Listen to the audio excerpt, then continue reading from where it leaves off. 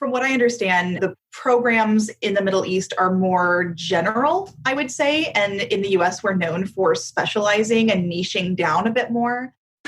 You are now listening to the Project Kuwait. Where we stop at nothing to bring you the right facts on health, fitness, and psychology. Featuring some of the world's most experienced professionals so you can learn, live, and live. With your hosts, Meg, Dr. D, and Mandy. Welcome to another episode of the Expat series on the Project Kuwait. We are joined today with co-host Danica and our special guest, Ginger Holton, who is a registered dietitian out of Seattle and the owner of Champagne Nutrition. All this and more in today's episode. Welcome, Ginger. Thanks for having me. Ginger, you traveled to Kuwait January this year. Sadly, your only trip of 2020, as you mentioned. But you traveled to Kuwait to host a nutrition conference. We wanted to highlight your work and your experience in Kuwait and how that came about. First, tell us a little bit about Champagne Nutrition and about yourself. Yeah, I'm a registered dietitian nutritionist, and I've been in practice for about 10 years. I'm a clinical dietitian. I talk a lot about healing foods for cancer, anti-inflammation, cardiovascular disease. So I definitely have that clinical specialty, but I also believe that food is really fun and part of pleasure of life. And the idea behind Champagne Nutrition is sort of just enjoying food, focusing more on adding in versus subtracting, and just having that view of nutrition. I love that. That's such an unpopular view in the fitness industry on food. It's always restrict. Love that you've brought some fun back into it. Yeah, I know that it's awesome. How did your connection develop to Kuwait? How did you end up being able to visit and host a nutrition seminar, being called Champagne Nutrition in a dry country? Totally. Yeah, that part's been really interesting. I think the fact that it's not actually based on actual drinking and champagne, though, right, that's something that I enjoy. Yeah, that seems to jive pretty well. I think the way that I focus on nutrition really speaks to people because, it's such a culture that really celebrates food and family. And I think that part really jives. I was reached out to a couple of years ago by a company called Catalyst Training Lab, and it's based in Lebanon, actually. And my colleague there, Najib, is really wonderful. And he lived in the US for a long time and went to Harvard. And he's really familiar with US and Middle Eastern culture. He runs nutrition training for physicians and dietitians all over the Middle East region. And it was with them that I got to come over to Kuwait in January. That is so cool. That's and awesome. You're so right that the cultural side of it I think that was the biggest struggle I know I experienced in coaching with nutrition is food is entertainment there and it is family and it tells a big story and there's so much tradition. And to tell people some of these things that have deep roots in culture and family and tradition that it's not healthy or that you can't have it, that's just too restrictive and it takes away a part of an identity or who you feel as a person. So it is a topic that needs to be talked about of you don't have to take this away. And also I would argue that when a meal has such a deep traditional root that there is an element of health to sharing that with other people and enjoying that. I'm just curious, did a lot of questions kind of come up with that of people worried about how to balance that? Yeah, I've seen that culture all over the Middle East. In Lebanon, I did an event in Jordan, and then Kuwait was my most recent one. So this is definitely a really common cultural theme in the Middle East, but also around the world, of course. And the really interesting thing is I got to interact with a lot of dietitians and nutritionists because I probably have 100 people or more at these conferences. And I really get to interact with them and chat. And I just am so blown away by the fact that all my colleagues working in the Middle East literally deal with the exact same thing that we deal with, right? I also, especially working in the US, I work with a lot of different cultures. And I hear people wanting to restrict important cultural foods, trying to diet and being really unhappy because of it. See the exact same thing in the Middle East, people wanting to restrict rice or wanting to restrict these important foods, but then not being able to. And you just get in this really unhealthy, unhappy cycle if you do that. Yeah. You cannot refrain from eating that delicious, fresh, warm pita bread. Anybody who does that is obviously torturing themselves because when that tray comes by, oh my God, it smells so good. It definitely does. Exactly. Oh, so good. I would even say the rice too. And you get so much of it. I would have, when you would go out to eat and get your leftovers, if you had to take away an entire box of rice, that would literally last you like another 4 or 5 days. Yeah. I would meal prep with it. I'd be like, Yes. oh, I have rice for meal prep for the next 2 days. Yes. Okay. Just throw some meat with it. We're good to go. So good. No, that's awesome. Yeah. I was going to kind of ask during the conference, was there a focus that you guys were kind of discussing while you were there? Yeah, thanks for asking. We come over as specialists in certain topics. From what I understand, the programs in the Middle East are more general, I would say. And in the US, we're known for specializing and niching down a bit more. They actually reached out to me specifically for my knowledge in vegetarian nutrition.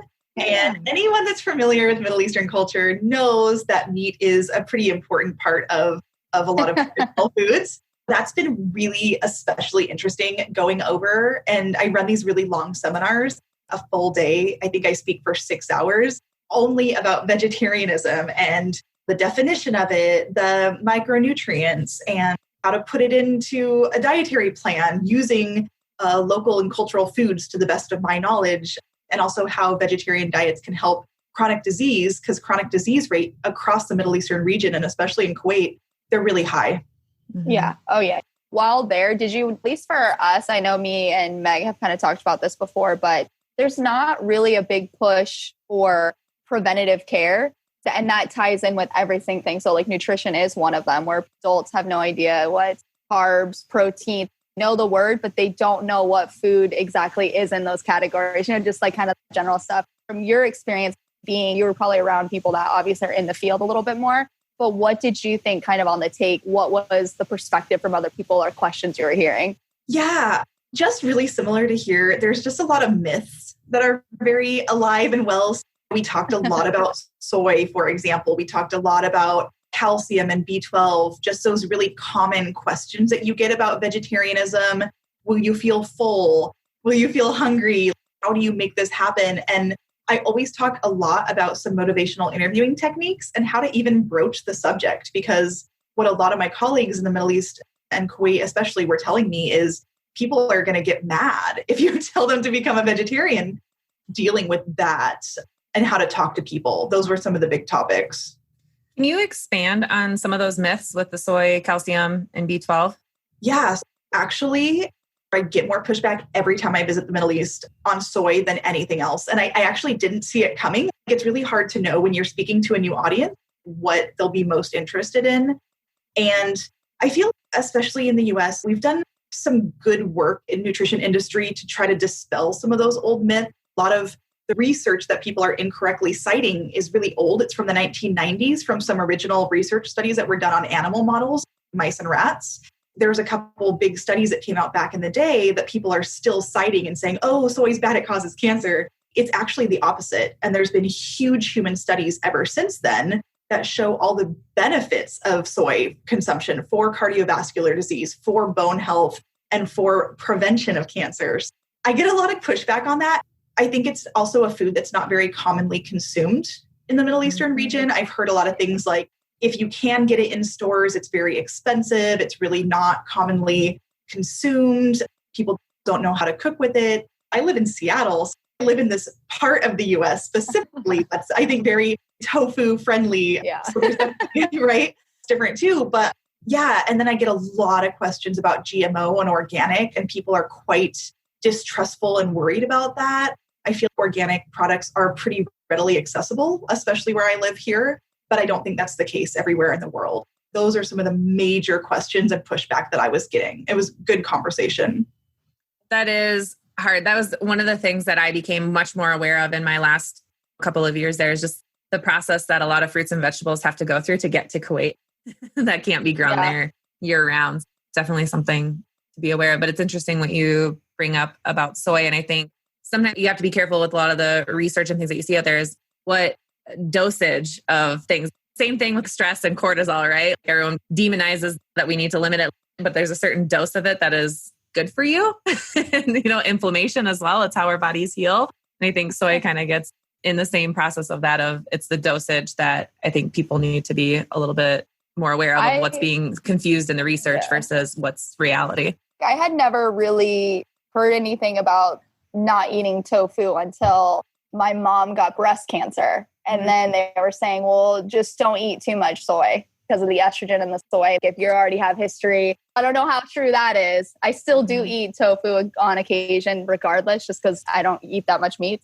Get protein from different sources. But yeah, no, I mean, that's the only time I'd ever heard of it. So I didn't realize people have been thinking that for so long, but that's crazy. Yeah. It's this big thing. Unfortunately, I think it's really especially unfortunate if anyone in the medical industry says that. I've worked in cancer care for a long time, and I do hear doctors say that sometime, and it's just really incorrect. It's not medically based at all. Even if you look at AICR or the American Cancer Society, they have pretty strong statements that say these are old myths. Research has changed. These are cancer preventive and appropriate during cancer treatment and beyond. Like, that is their statement. The plant estrogens in soy, and there's plant estrogens in a lot of foods that we eat. It's not the same as human or animal estrogens, and it can actually be beneficial. I'm not like the soy police trying to make no, but sometimes it feels like that, right? Yeah, no, but it is good for people to hear that. And especially, like I said, the people that are listening to this podcast, for sure, they are in that region, and it will be nice. At least when I was there, probably the last year and a half, we finally had what I would call a healthier grocery store open. Then we started to have a little bit more options. Because I mean, I would go into the normal grocery store and looking at what you would consider your healthier option. It was definitely brands that you're like, what is this? And you're reading the ingredients and you're like, it's marketed in the healthy section, but you're like, there's so many preservatives. And it's back in when they used to not process the pre-processed tofu stuff, really, that's what they would sell. Nobody wanted to eat it. But then once they opened the other grocery, it's definitely, so I feel like they're trying to make steps to more and more of the younger population, I think especially, is trying to branch out and try being vegetarian, vegan, and try all these different types of diets to see how their bodies feel, which I think is amazing. So hopefully that push continues because I know that people want it. Yeah, I think that with some of the health consequences that Kuwait and other countries have experienced since the rapid increase in wealth in the country and the shift for more fast foods, things like that, they've seen obesity rates skyrocket, and they've also really had an increase in cardiovascular disease, diabetes, metabolic syndrome. Cancer actually is very prevalent in this region. And I do think that we'll see a shift towards, hey, let's do something about this in the younger populations. Right. Yeah, we've talked a lot about the diabetic epidemic going on in Kuwait, in the Middle East in general. But Danica, you did bring up a good point of things that are disguised as healthy. And I think that's the thing. There is more of this attention, right? They know the problems that the community is facing and the health concerns of the country. And there is a push to be healthier. And then the healthy stuff is still packed full of sugar, is still packed. So getting people to read ingredients. I know one of the things that was always frustrating me as an expat was the ingredients label was always covered by the customs label. It was all written in Arabic and you couldn't read it. And so it was really frustrating to teach to. Yeah, it was extremely frustrating to teach to for clients of like, well, I'm not sure exactly what's in that, but I can guarantee by the size of that label and everything that's covered, there's probably extra things in there that you don't need. One thing that I often struggle with, and you guys can probably speak to this much better than I, but when I travel abroad, the nutrition labels are presented differently, that it's really challenging as an American to understand that, right off the bat. Personally, if I was living in a different culture, I'd have to become much more familiar with that. I haven't done a lot of label reading, but even going to the grocery store can be a challenge when you're new to the culture. Absolutely. Yeah, no, that's very true. Well, and I mean, in Kuwait, I think because they have to import so much, most of the stuff is imported from Europe and the US anyways. That stuff's pretty fine. But then there are the goods that are from the Middle East or from that region. And some of them I don't even think have nutrition labels. It's like bread. And you're like, okay, this is just this mystery bread loaf. Cool, let's try it. Looks great. I mean, it's just, you have no idea how it's made anything. Okay, I'll just go ahead and take that. But yeah, no, for sure. It's crazy. It is nuts there. Or not grocery stores. A lot of that touches on the responsibility of the person going out and doing the grocery shopping and reading the labels. But in Kuwait, we also know that's not necessarily the case, that there's cooks at home that are doing a lot of the shopping and a lot of the cooking, and a lot of that is traditional. And I know with some of my clients, they had experience of their cooks not being able to speak Arabic or speak English. And so giving them a recipe wasn't as simple as giving them a recipe to follow, things like that. Was that any part of the conversation, I guess, culturally, nutrition-wise, when you were there, Ginger? We weren't talking about that, I think, as much as the mental shift to accepting changes in diet or even increase in physical activity. Yeah, I think that was one of the bigger barriers. You walk into a hospital room, somebody just had a heart attack, and you say, hey, you should change your diet, and getting a lot of pushback. That seems to be one of the bigger barriers that I was hearing about. Yeah, can you kind of walk us through that? You mentioned motivational interviewing techniques, but let's say that scenario that you just gave, what, instead of right away telling them you got to make changes and kind of a shame and guilt approach, what is the way that you would approach that? Yeah, it's kind of this interesting cultural thing. A lot of places in the world, including the Middle East, I've had a lot of international students here at my medical clinic. A lot of medicine, including nutrition, is very, I'm the doctor, the nutritionist, and I'm telling you what to do. Here's your piece of paper. This is how you do it. That I'm seeing is the typical type of communication that a lot of the dietitians in the Middle East have been taught and what people expect. And then you get a lot of pushback. What I talk about is something that we learned so much here. There's a big focus in asking open-ended questions, developing discrepancy. Instead of you had a heart attack, you need to change, say, hey, you had a heart attack. You don't want this to happen again. I have some information for you. Would that be helpful? Even asking for permission or saying, the research shows this. Can I tell you some more? Or can we talk about beans? How open are you to that? Just taking a more gentle, collaborative approach works pretty well for people because they're more empowered and you're not crossing their autonomy. I love that approach. Yeah. Open-ended questions of getting them curious almost to the point where they've decided this is a change that they want to make versus it being forced and brought upon them. I think that's leads to longer lasting change. And also, what are you ready and willing and able to work on right now? Because someone having a heart attack or obesity or diabetes, I mean, we can think of a whole list of lifestyle habits that need to be changed. And I can suggest what I think is the most important for you to work on, but also what are you willing to work on? And I think that's a big piece that's missing probably in those health conversations.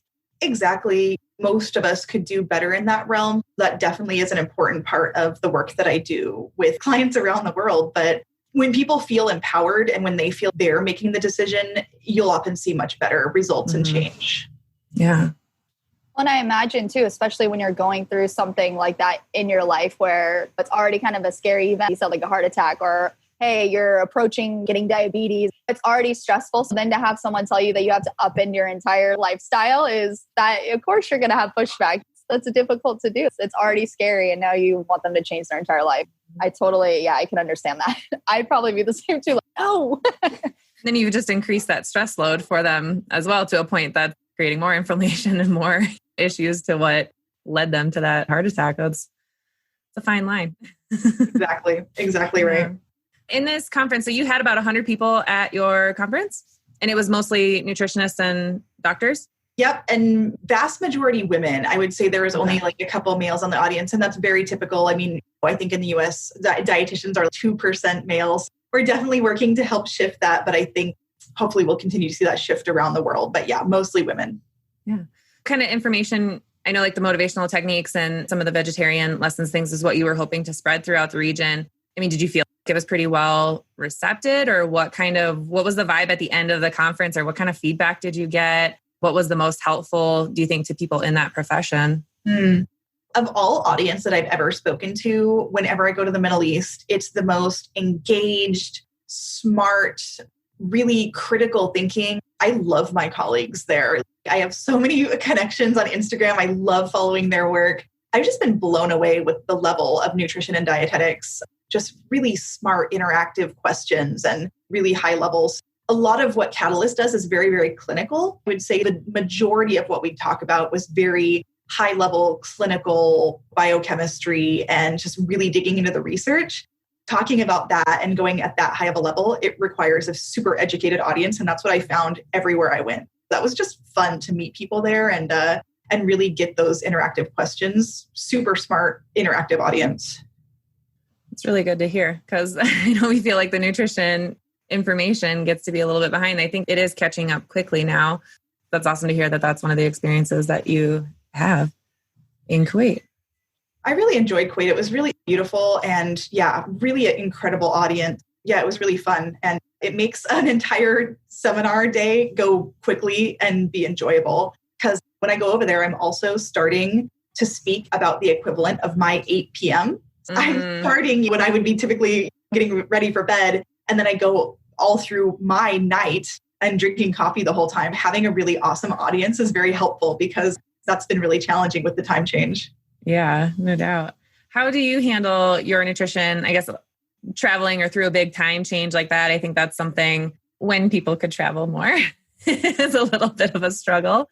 What are some of the things that you pay attention to when traveling in your nutrition? It's been really challenging on these long hauls. I eat pretty often personally, and I need to pack a lot of food with me. There was an experience when I was going to Lebanon and we were running late, and I was in Heathrow. I thought I'd have time to get food before I got on another long flight, and I just didn't. So I was so happy that I always have like granola bars and things. Sometimes that's what I'm eating for my 24-hour travel over there. Keeping water is really, really important. And then for me, I'm a coffee drinker. So I need to take into account how my time is changing and when I need to strategically drink coffee, both to stay alert and also to avoid my headaches. So those are some things that I think about a lot when I'm doing these trips. Did you get to experience all of the fun coffee shops in Kuwait? There's a whole bunch of like craft coffee is the thing. It's the nightclub scene. It's the social scene. Yeah, I was really blown away. I mean, there's a coffee shop on every corner, and I just loved what a part of the culture it was, and everybody's like getting together and sitting out and enjoying coffee. I loved that about it. Mm-hmm. What area, do you remember what area you were? I know you said you were by the Avenue malls mainly. Did you kind of stay in that area for the most part? I did. I really wish that I would have been able to see more. What I did see was like so pristine, and so much of the Middle East. It always reminds me of LA. Does it remind you guys of that? Remind you of what? LA, like Los Angeles, like. Oh my God, Kuwaitis will love that you just said that. I know. I was like, people are gonna all of a sudden this episode is just gonna like ping. Oh, that might have been the best way to get some online clients now. They're gonna love hearing that. Yeah. Oh, that's so funny. There's a little vibe of it. Yeah, that is very similar. I think Kuwaitis love LA. When they think of America, that's like the first thing they want to ask you. When you say you're from America, you're like, oh, LA? They're very familiar with it. They love it. So yeah, there's definitely some similarities, I think, in, style and vibe of certain areas of LA. It's funny. I think it's like the Grove in LA. If you go there, like after like 10 o'clock at night, it's like all Kuwaitis.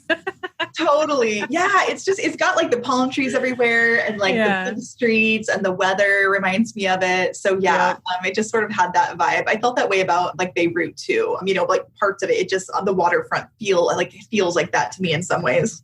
Yeah. What is there anything, I guess, that stood out in Kuwait as being different compared to the rest of the Middle East that you've had experience with? Like what's something unique to Kuwait? It was very fancy. I felt like very chic and very, very developed. The part that I saw, which just had a different cultural vibe than other places I've been. Of course, more of a Muslim culture, so more people covered. So that was noticeable, especially, compared to being in Lebanon, which is different. I don't know. People were just lovely and really welcoming, and I had a really great time. I'd love to actually go back, and I'd love to spend more time. Yeah. I think one of the things was interesting for me to learn throughout the Middle East and traveling to different places is that Kuwait it seems to be one of the few places where within a family, you may have some women that cover and some that don't. Whereas, like you're mentioning Lebanon, it might be more across the board, or in other parts of the Middle East, it's like in the family, it's kind of a decision and everybody does it. But in Kuwait, I see a little bit more of like mix in that, I guess, within a family. Interesting. Danica, anything for you?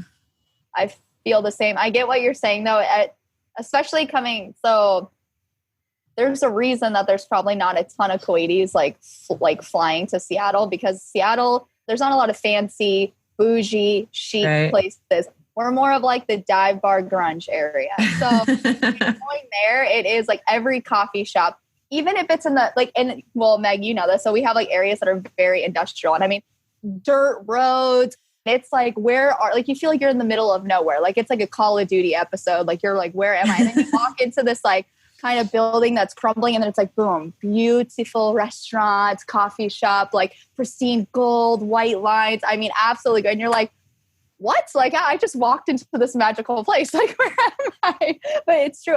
They do take pride when they open businesses and things like that. I mean, they want it to look a certain way, and they put a lot of work into it. So yeah, I could definitely see where, I guess I've never been to LA. So I'm just like, I guess I don't know what LA is like, but yeah, it's very, very bougie. I feel like some of those places.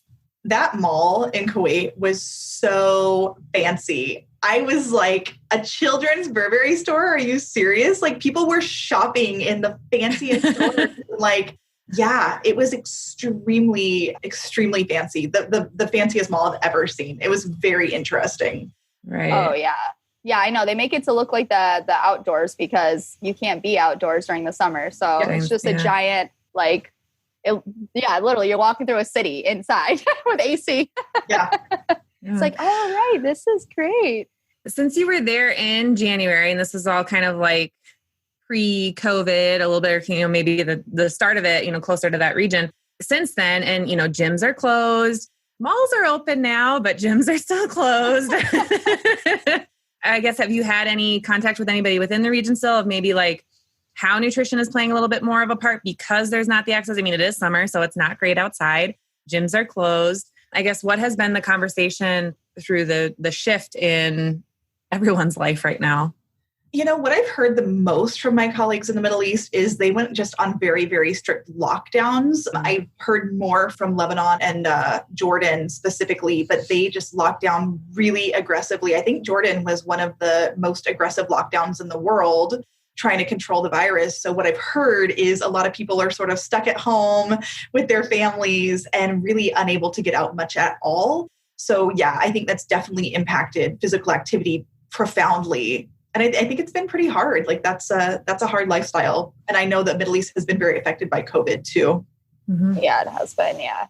Speaking of COVID, do you have any, I guess, like tips or advice for people during COVID when it comes to like nutrition or anything like that, ways to maybe, keep themselves a little more motivated, active, whatever it is, energized? Is there any like foods or anything that you're recommending people focus on during this time? There's been some really fun shifts, actually. I've been so fascinated by people really wanting to, make all this sourdough bread at home or these bananas. I got into that. It's like Meg was totally in that. Yeah. Oh man, that like took over my life. That stuff like expands so fast. I don't know how many batches of cinnamon rolls I had to give away in a week. They're all in my freezer now. I had to press pause on that. Yep. Yeah, it's fun though, because it's getting people back in the kitchen. I think people have so much more time than they had before. I'm seeing a real resurgence of kids and teens getting in the kitchen with their families. So that's a huge gift, actually. And just a big interest. Pinterest traffic is up, like food blog traffic is up. And so I see that all as a positive. I think that there's a lot of chatter about the COVID-19 pound gain, like, COVID weight gain is definitely something people are talking about. So you still do need to stay on a certain type of schedule, like eating breakfast, lunch, dinner, having structured snacks, making sure you're focused on fruits and vegetables. That's good for the immune system too. So I think that there's a real opportunity to focus on healthy eating right now, but also foods that you enjoy and getting in the kitchen more. Absolutely. I think, and what you bring up too, it's the fruits and vegetables and immunity, and talking about food as that medicine, as that health. And it's very frustrating, I know personally for me, to see that the mainstream message out there is just mask and distance. And there's no talk, water and sleep and nutrition and things like that to also help boost the immunity. So I think that's a huge opportunity for coaches, for bloggers, for, anybody who wants to help spread that message. It's such a shame that mainstream is not picking up on that at all. Yeah, there's actually been some pushback. I've seen a couple people talking about that, and then people being like, no, like that doesn't keep you immune to COVID, which is true. Like, even if you're the healthiest person in the world, you can get COVID. But, let's be honest, we're going to be coming into cold and flu season here again soon. And we know that having a strong immune system can lessen those symptoms. Right. Still more to learn about COVID, but eating more healthfully and, being properly fueled and eating enough fiber and vitamins and minerals, it can only help the body in so many ways. Yeah. Yeah, I agree. And speaking of, so you just had a book come out, isn't that correct? That I've been seeing on Instagram a lot of. Did you want to kind of talk about that a little bit? I was like, speaking of clinical nutrition, why don't you give us a little background on that and where people can get it and view it and stuff like that? Yeah, thanks. I actually need to look into the international part of it. I've been getting a lot of questions about getting your hands on books internationally. So I need to follow up with that question. But yeah, it's called the Anti-Inflammatory Meal Prep book. And so I just have always wanted to write a book. I've always wanted to traditionally publish. And so my book is finally coming out August 18th, but it's on Amazon now. And the craziest thing is just seeing your book on Amazon. And yeah, it feels so good. I think they can get Amazon in Kuwait. Yeah. Cool. Yeah. Is it just print or is there going to be a digital version? Yeah, the digital version actually comes out on August 4th. So they'll be available. And I was actually cooking out of it last night. I have an advanced copy and I wanted to make my cauliflower rice and I couldn't remember the sauce. So I'm cooking out my own book. You're like, what is it again? So is it mainly a recipe book? It's meal prep, or is there any kind of studies and background information, or is it more like a cookbook? It's actually a really cool concept. So I worked pretty closely with my publisher who wanted to do not only a book about anti-inflammatory diet, and, because it's so beneficial for a million different health conditions, but also it's just a general healthy way to eat for any person. So I love that aspect of it. So I spend the first part of the book just really breaking down the research. What is inflammation? How does that work? Why do we want to calm it? What foods promote inflammation? What foods help inflammation? What about physical activity? I talk about all that and dive into the research. Then I talk about meal prepping. And so in COVID times, if you are sick at home, meal prepping is actually more important than ever. It creates an incredible structure. And like you said, you're freezing your cinnamon rolls. That's actually something similar to what I talk about in the book. So there's these very specific meal plans for 6 weeks that really teaches you how to do that. I go to the grocery store so rarely now, and that's one of the concepts here. So that part is really fun. So there's a bunch of recipes there and structure. And then the very end of the book is more recipes. There's over 80 recipes in the whole book, and it's breakfast, lunch, dinner, snacks, some foundational soups and sauces. So lots of resources. And I just really want this book to help a lot of people and help people feel better and eat better. I love that. I'll definitely have to look at that. That's so cool. I was going to say, how about, would you say just out of curiosity, when you're looking at some of these recipes and the affordability of meal prep, because obviously that is something we know that if you meal prep, you're going to save money in the long run. So obviously, but as far as the recipes and things, do you think there's any hard to find stuff, or is it pretty basic things that anyone could get their hands on?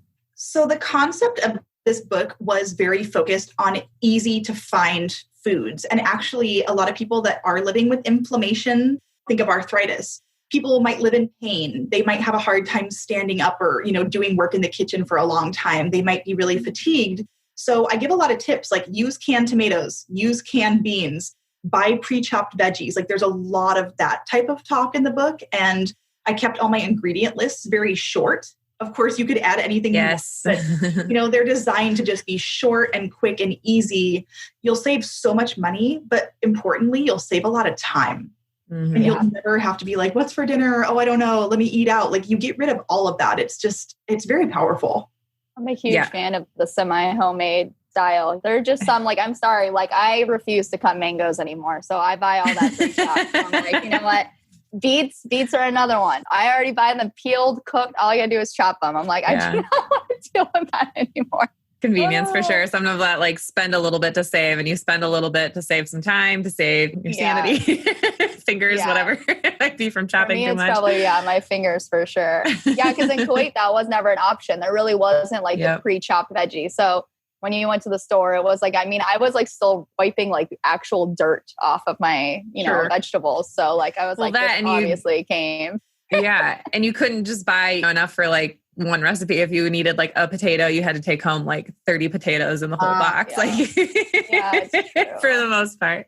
So big or they didn't have it one week, the one thing you need. You're like, oh wait, so last week there was an abundance and this week it's like, oh, who knows when we're going to get that back. That's what's been kind of funny about this COVID shopping experience in America and watching people get so frustrated about the grocery stores. Whereas I'm just like, oh, it's like Kuwait. Some days there's peanut butter and then you won't have it for like a month. Yeah. That was probably one of my most stressful things in Kuwait. Yeah. Coming up with all those meal preps. Cause I used to meal prep 4 people. This was like when I was cooking for Monty and them. And I would be like, I have all these recipes made out. I'm so excited. It's going to be so delicious. And I get there and I'm like, oh my gosh, they don't have like 3 things that are essential. What do I do? Like now I have to scrap everything and start over. All right, we're at the store. What do we get? Just run. Spill the basket. Let's make this work. Oh, panic on the dance floor there. Yeah, no, that was, here now I'm like, oh, well, whatever. It's still far better. Yeah. And it wasn't. Yeah. But when you don't have to rely on the imported stuff, it makes sense. Sure. Yeah. Well, is there any place besides your book coming out on the digital version on August 4th and the actual hard copy on the 18th? Where else can people follow you or where else do you give information? Do you have any online services or things that you want to let people know about? Yeah. So I definitely invite people to connect with me on my website, which is just Champagne Nutrition. You can also find it, under my name, Ginger Holton, which is Hultin. I have my blog there where I have tons more recipes that really follow the anti-inflammatory diet plan. I have cocktails and mocktails too. Nice. I've been big into the mocktails lately. I've tried. It's not that I wouldn't say I had a drinking problem, but COVID, it's been up for everybody. And it was just kind of getting to that like nightly routine of like having a drink before bed. And I've kind of switched that now to mocktails and my sleep has gotten a lot better. So I'm a big fan of I'll have to check them out for the mocktail recipe. And I think in Kuwait, that'll go over well.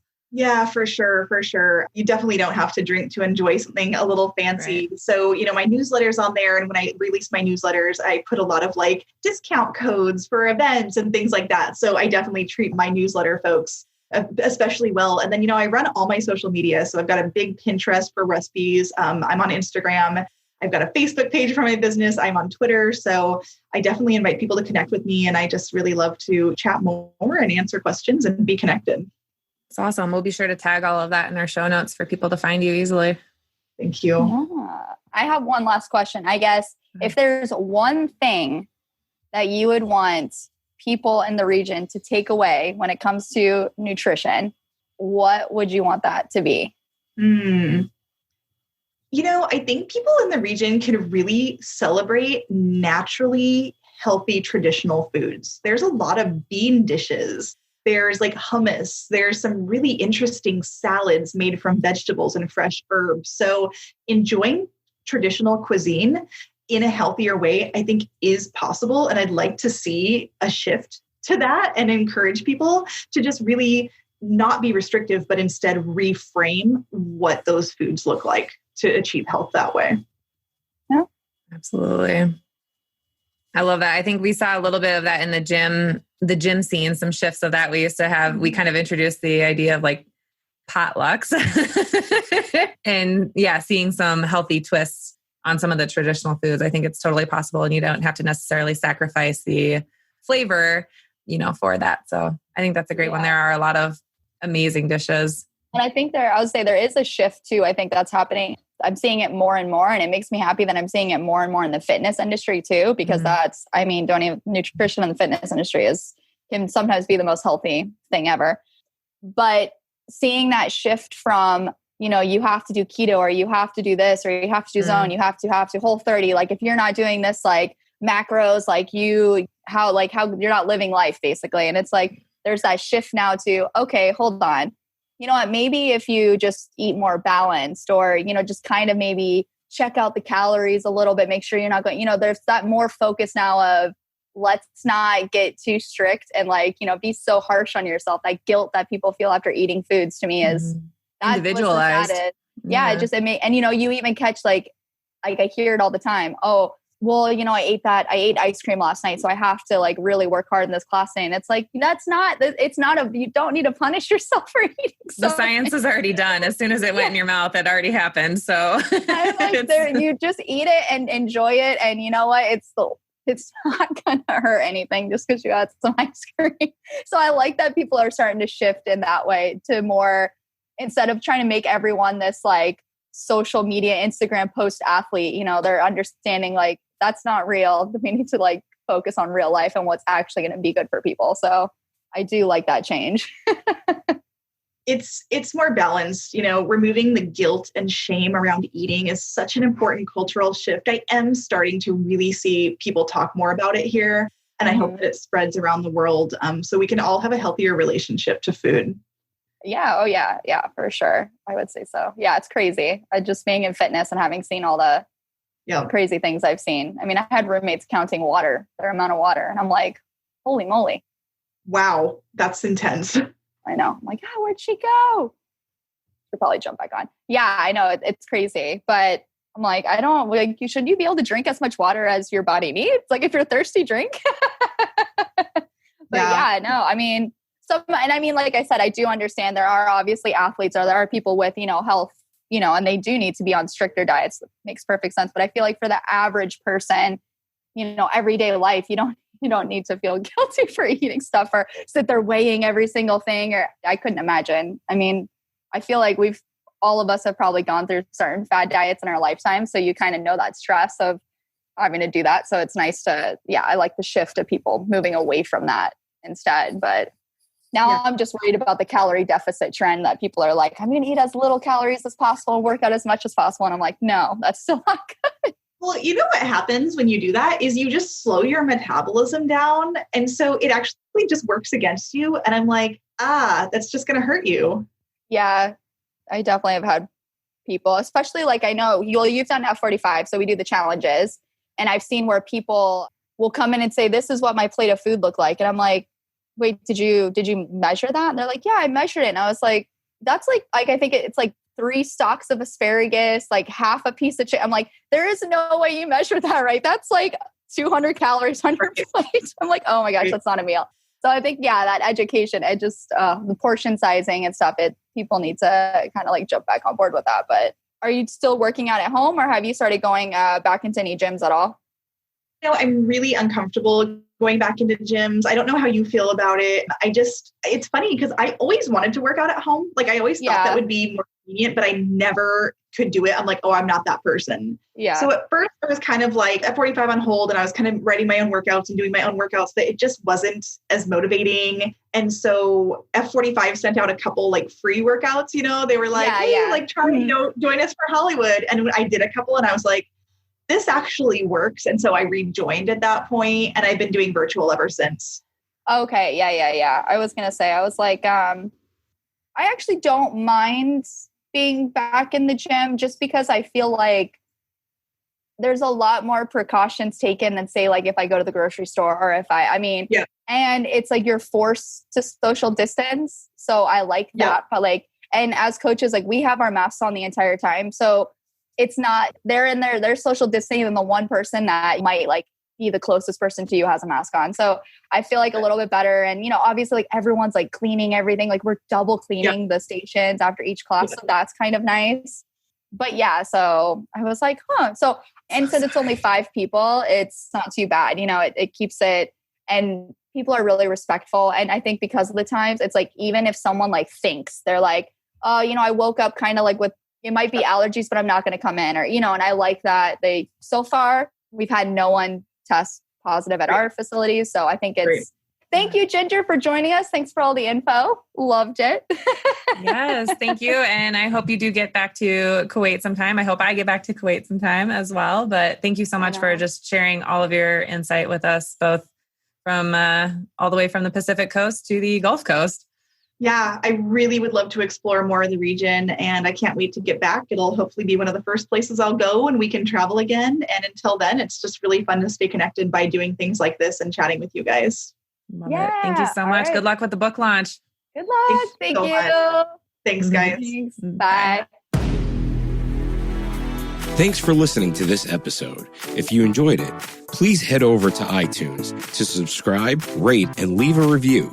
You can also find us on Instagram at The Project Kuwait. Thank you, and join us next time.